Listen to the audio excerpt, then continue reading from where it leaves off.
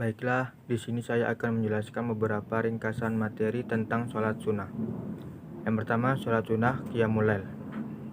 Sholat sunnah qiyamul lail adalah sholat yang dilakukan pada malam hari dengan 2 rakaat dan dilanjutkan dengan amalan-amalan tertentu seperti membaca Al-Quran atau berzikir. Waktu pelaksanaan sholat sunnah qiyamul lail adalah antara setelah sholat waktu Isya sampai sebelum waktu sholat subuh. Bilangan rakaat sholat sunnah qiyamul lail sendiri itu tidak ada batas. Secara umum biasa dilakukan dengan 2 rakaat dan dilanjutkan dengan 1 rakaat sholat witir. Adapun niat dari sholat sunnah qiyamul lail adalah usolli sunnah qiyamul lail rakaataini mustaqbilal kiblati ada alillahi ta'ala. Sholat sunnah yang kedua adalah sholat sunnah gerhana. Waktu pelaksanaan sholat gerhana adalah ketika gerhana itu muncul, baik itu gerhana matahari ataupun gerhana bulan.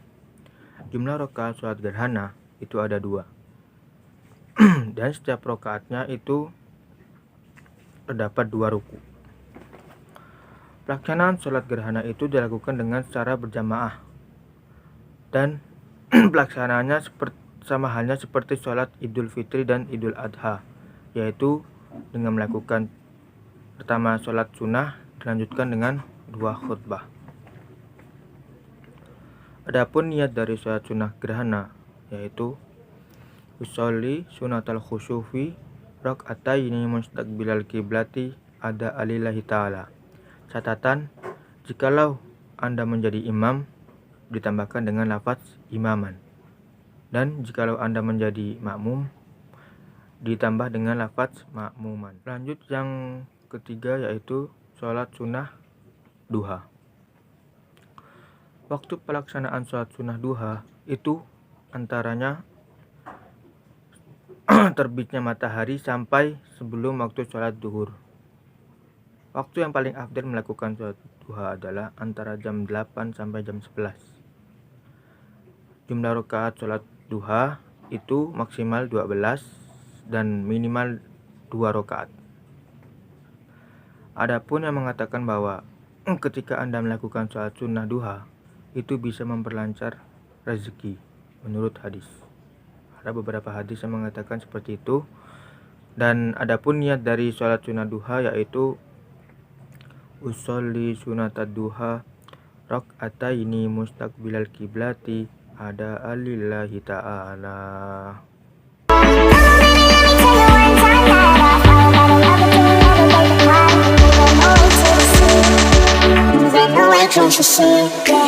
Baiklah, saya akan menjelaskan materi tentang sholat jenazah. Sholat jenazah adalah suatu praktik sholat yang dilakukan oleh umat muslim ketika ada umat muslim lain yang meninggal dunia. Hukum sholat jenazah itu sendiri adalah fardu kifayah, di mana ketika ada salah satu orang yang melakukannya maka gugurlah kewajibannya. Pelaksanaan sholat jenazah berbeda dengan sholat-sholat yang lainnya, di mana sholat jenazah itu sendiri dilakukan dengan 4 takbir dan 1 salam. Baiklah, saya akan langsung mempraktekkan tata cara pelaksanaan sholat jenazah. Yang pertama kita niat untuk mayit laki-laki. Usolli ala hadzal maiti arba'a takbiratin fardu kifayah ma'muma lillahi ta'ala. Dan untuk mayit yang perempuan, usolli ala hadzihil maitati arba'a takbiratin fardu kifayah ma'muman lillahi ta'ala. Lanjut takbir yang pertama. Setelah melakukan takbir pertama, membaca surat Al-Fatihah. Dilanjut dengan takbir yang kedua. Setelah takbir kedua, membaca sholawat Nabi. Contoh seperti ini. Allahumma sholli ala sayyidina Muhammad wa ala ali sayyidina Muhammad. Itu versi pendeknya. Ketika versi panjangnya ditambahkan lafaz kama shallaita ala sayyidina Ibrahim wa ala ali sayyidina Ibrahim wa barik ala sayyidina Muhammad wa ala ali sayyidina Muhammad kama barakta ala sayyidina Ibrahim wa ala ali sayyidina Ibrahim fil alamina innaka Hamidum Majid. Setelah membaca salawat Nabi, dilanjut dengan takbir yang ketiga. Dan setelah itu membaca doa untuk mayit. Allahumma firlahu warhamhu wa'afihi wa'fu anhu. Untuk yang perempuan, Allahumma firlaha warhamha wa'afiha wa'fu anha. Setelah membaca doa mayit, dilanjutkan dengan takbir yang keempat. Dan langsung membaca Allahumma la tahrimna ajrahu wa la taftinna ba'dahu wa firlana walahu. Untuk yang perempuan, Allahumma la tahrimna ajraha wa la taftinna ba'daha wa firlana walaha. Setelah membaca doa tersebut, lanjutkan salam. Assalamualaikum warahmatullahi wabarakatuh.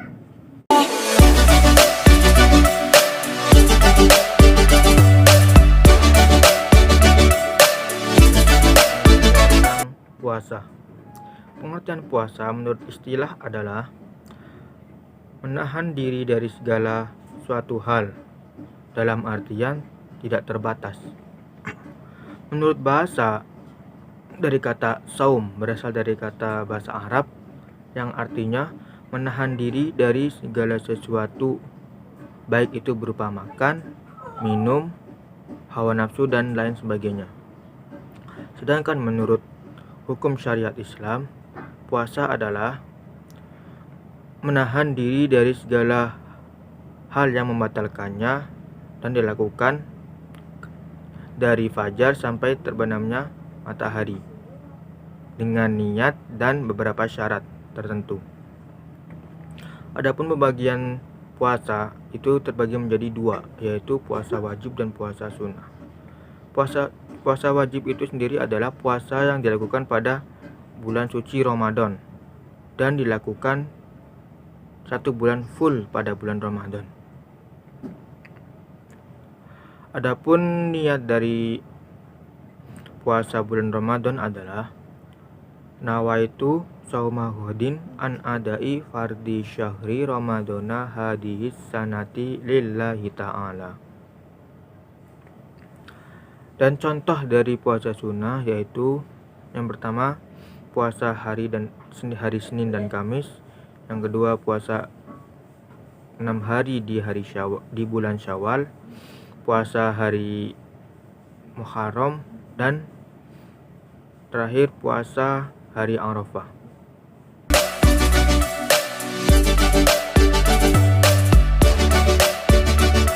Yaitu tentang zakat. Zakat merupakan salah satu rukun Islam nomor 3. Pengertian dari zakat itu sendiri adalah sebagian hasil harta yang dikeluarkan oleh umat muslim dan diberikan kepada orang yang membutuhkan sesuai syarat dan ketentuannya. Adapun pembagian dari zakat itu sendiri terbagi menjadi 2, yaitu yang pertama zakat fitrah dan yang kedua zakat mal. Pengertian dari zakat fitrah itu sendiri adalah zakat yang dikeluarkan ketika menjelang Idul Fitri pada bulan suci Ramadan. Berat pokok zakat fitrah itu sendiri yaitu 2,5 kg makanan pokok. Lanjut yang kedua, zakat mal. Zakat mal adalah zakat yang dikeluarkan umat muslim setahun sekali dan dengan sesuai ketentuan nisab yang mencakup hasil perniagaan, pertanian, peternakan, dan hasil kerja yang lainnya. Adapun yang dikeluarkan dari zakat mal itu sendiri yaitu yang pertama emas, perak, dan uang, yang kedua hasil perniagaan, yang ketiga hasil pertambangan, yang keempat atau yang terakhir hasil hewan ternak. Adapun orang yang berhak menerima zakat itu sendiri yaitu amil, yaitu yang pertama fakir, miskin, amil, musafir, mu'alaf, dan sabilillah. Dan orang yang tidak wajib menerima zakat itu sendiri yaitu yang pertama orang kaya, yang kedua keturunan dari Rasulullah, dan yang ketiga orang yang bersangkutan dengan zakat, dan terakhir orang kafir.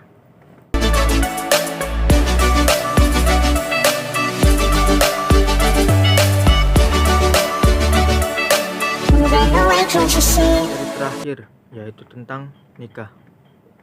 Pengertian nikah itu sendiri adalah suatu akad ijab qabul yang dilakukan seorang laki-laki kepada perempuannya guna untuk memperikat saling terikat, agar saling terikat, dan guna untuk meningkatkan ibadah kepada Allah Subhanahu wa taala dengan syariat tertentu. Adapun tujuan dari nikah itu sendiri yaitu yang pertama naluri tuntutan dasar manusia, yang kedua membangun rumah tangga, yang ketiga meningkatkan ibadah kepada Allah Subhanahu wa taala, dan yang terakhir memiliki keturunan. Nikah, hukum nikah dapat dikatakan sunnah bila seorang laki-laki itu mampu menikahi mampu dalam segi materi, segi mental dan fisik, tetapi ia menunda atau tidak mensegerakan nikah. Dan adapun hukum nikah dikatakan wajib ketika seseorang laki-laki itu mampu untuk menikahi, tetapi dia masih khawatir akan berzina. Dan hukum nikah dikatakan makruh jika seorang laki-laki yang ingin menikahi tetapi dia belum mampu dalam segi hal materi, fisik, dan mental. Dan yang terakhir yaitu hukum nikah dikatakan haram atau ilegal, itu ketika melakukan pernikahan guna untuk tujuan melukai salah satu calon dari segi rohani ataupun jasmani. Adapun pilar-pilar dari nikah yaitu yang pertama calon laki-laki, yang kedua calon perempuan, yang ketiga wali, yang keempat dua saksi laki-laki, yang kelima mahar, dan yang terakhir ijab qabul. Habis itu perwalian itu dibagi menjadi 4. Yang pertama wali mujbir atau wali dari bapak atau kakek dari bapak. Yang kedua wali akrob. Wali akrob sendiri yaitu wali yang dekat dengan salah satu mempelai sesuai dengan syariat. Yang ketiga wali abad. Wali abad dikatakan wali abad ketika wali akrob itu tidak ada, maka diwakilkan dengan wali abad atau wali yang jauh sesuai dengan syariat Islam. Dan yang terakhir yaitu wali raja atau hakim, wali yang sesuai dengan pemerintah.